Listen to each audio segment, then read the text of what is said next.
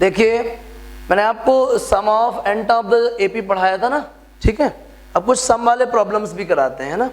Last class में मैंने आपको मैक्सिमम वैरायटी बता दी थी, अपन अब कुछ सम वाले प्रॉब्लम ही करते हैं, ठीक है। देखिएगा, the sum of first 16 terms. देखिए एपी दिया हुआ है 10, 6, 2 सो ऑन, ये एपी है। अगर ये एपी तो इसका फर्स्ट टर्म क्या है 10, कॉमन डिफरेंस क्या है 6 माइनस 10 मतलब -4। कुल मिला के अगर एपी दे देना तो ये पहला काम कर लिया करो, ए का वैल्यू निकाल लिया करो, डी का वैल्यू निकाल लिया। अब बोलता है सम ऑफ 16 टर्म्स। क्या बोलता है? सम ऑफ 16 टर्म्स, ये फाइंड करना है। याद रखें पहले तो सम ऑफ एन टर्म देखिए। सम ऑफ एन टर्म का फॉर्मूला क्या होता है बोलो? n/2 2a plus n-1 into d. Sum of 16 term, मैंने n की जगह पे 16 रख दिया हुआ है। 2a, a का वैल्यू कितना 10, 16 माइनस 1, d का वैल्यू कितना -4। कैंसिल कर दीजिए, 8 आएगा। 2 10 20 प्लस 16 माइनस 1 कितना 15 इंटू -4, 15 4 जा 60 -60 कितना आएगा बोलिए -40 और 4 8 जा 32 -320 आ गया। क्या प्रॉब्लम भाई, कितना सिंपल है।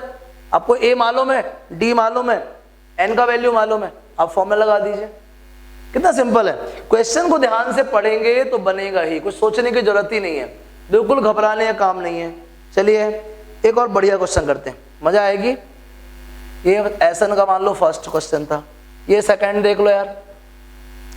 इन एन एपी में ए का वैल्यू गिवन है 1 और nth टर्म गिवन है 20।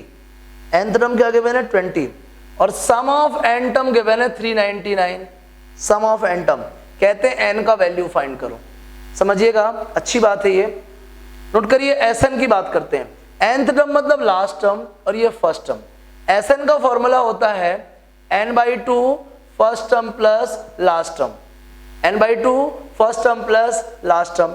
Sn का वैल्यू कितना है 399, n/2 फर्स्ट टर्म 1 है और लास्ट टर्म कितना है 20 है। 399 इज इक्वल्स टू n/2, इधर आएगा 21, 21 से कैंसिल कीजिए, 21 1 जा 21 कितना बचेगा 18, 21 9 जा 189। n/2 का वैल्यू 19 आ गया, n कितना आएगा बोलिए 38। क्या प्रॉब्लम भैया? जो गिवन है उसको फॉर्मूले में पुट करना है बस। Sn दिया था मतलब Sn का फॉर्मूला यूज करना है, खत्म, वैल्यू पुट कर दी। सिंपल है ना, बिल्कुल सिंपल है, घबराने की जरूरत नहीं है, कितना इजी है। अब मल्टीप्लाई तो यार आपसे बनना चाहिए, डिवाइड तो आपसे बनना चाहिए। 21 की टेबल नहीं आती, आप फुटकर तोड़ लीजिए, कभी 7 का कहीं 3 का। इजी है, बहुत इजी है, मैथ्स ना बहुत आसान है। 10th का तो मेनली देखिए कितना बढ़िया है। अभी मैंने आपको क्वाड्रेटिक पढ़ाया, कितना सिंपल रहा है ना, मजा भी आई होगी आपको, अच्छे अच्छे क्वेश्चंस भी कराए। देखिएगा अब देख रहे हैं आप 18th problem, sorry 3rd problem है। The sum of first 5 multiples of 3। Sum of first 5 multiples of 3, ठीक है ना। 3 के 5 मल्टीपल समझ लो।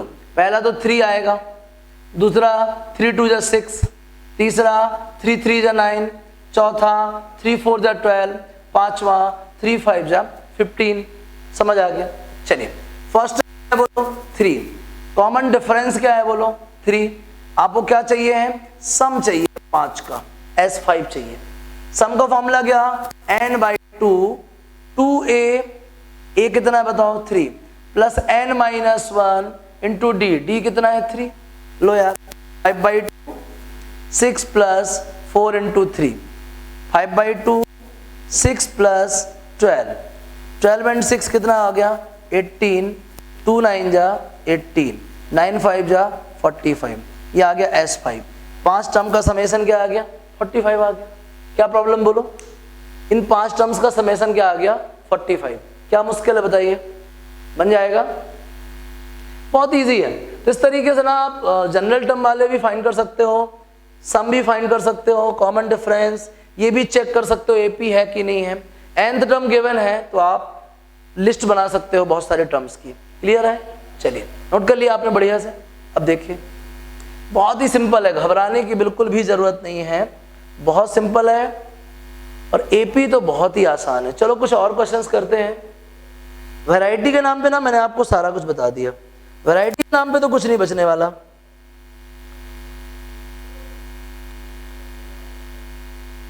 देखो यार, इसे पूछता है पता करो कौन कौन एपी है कि नहीं है, आप कर लीजिएगा यार, अब ये काम अच्छा नहीं बताने का। चलो एक बढ़िया question, 2 APs have the same common difference. हमारे पास 2 AP है, ठीक है ना, बट दोनों में कॉमन डिफरेंस स्मॉल d ही है। दोनों में कॉमन डिफरेंस क्या है? सेम। हमारे पास 2 AP है, देखो एक ये हो गई a plus D, a plus 2d so on, और दूसरी वाली क्या है? a plus D, a plus 2d।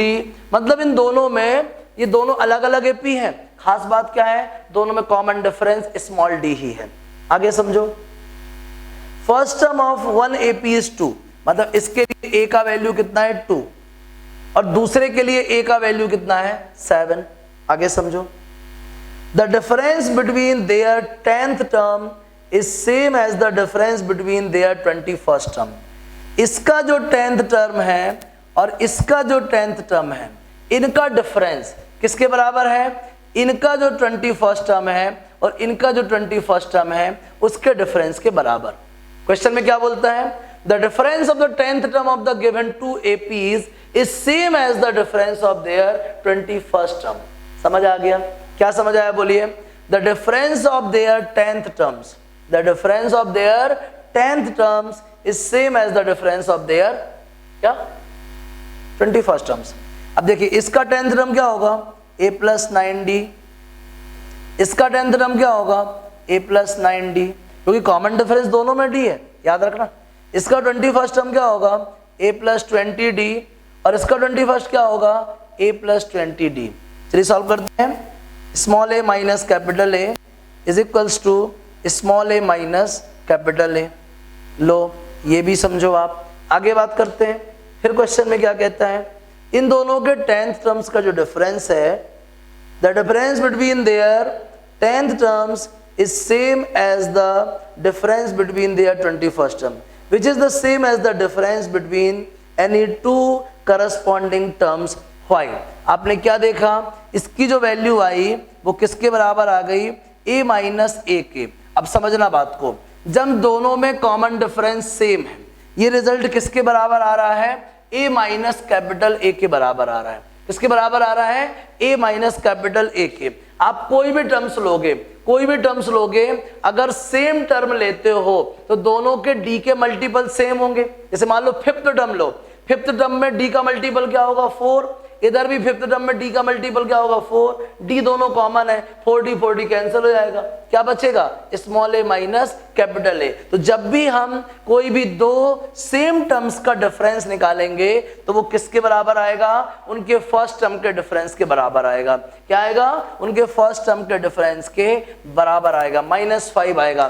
तो अगर हम इन दोनों APs में कोई भी 2 पर्टिकुलर टर्म्स के बीच का डिफरेंस लेंगे, सेम टर्म्स के बीच का डिफरेंस लेंगे, तो वो हमेशा किसके बराबर आएगा? उनके फर्स्ट टर्म्स का डिफरेंसेस के बराबर आएगा। ऐसा क्यों? क्योंकि दोनों का कॉमन डिफरेंस सेम है। दोनों का कॉमन डिफरेंस क्या है? सेम। आया समझ में? आप कोई भी टर्म्स, ये 10th नहीं, 12, 19, 15 कुछ भी ले लो, उनका डिफरेंस हमेशा क्या आएगा? -5 ही आएगा, क्योंकि डिफरेंस d पे डिपेंड नहीं कर रहा है, बिकॉज यहाँ पे दोनों में कॉमन डिफरेंस सेम है। किस पे डिपेंड करेगा? सिर्फ और सिर्फ फर्स्ट टर्म्स पे। ठीक है ना? ये लिखा था इस क्वेश्चन में। चलिए आगे बात करते हैं।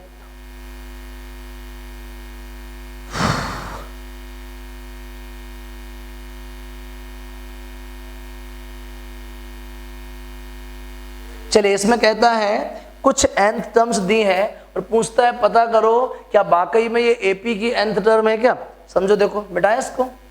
कुछ nth टर्म्स दी हैं और पूछता है कि पता करो क्या वाकई में ये AP की nth टर्म है, या इनमें से कौन कौन है जो AP की nth टर्म है। समझना, समझिए। nth टर्म की वैल्यू 2n-3 है। एक बार nth टर्म की वैल्यू 3n स्क्वायर प्लस 5 है। एक बार nth टर्म की वैल्यू 1 प्लस n स्क्वायर।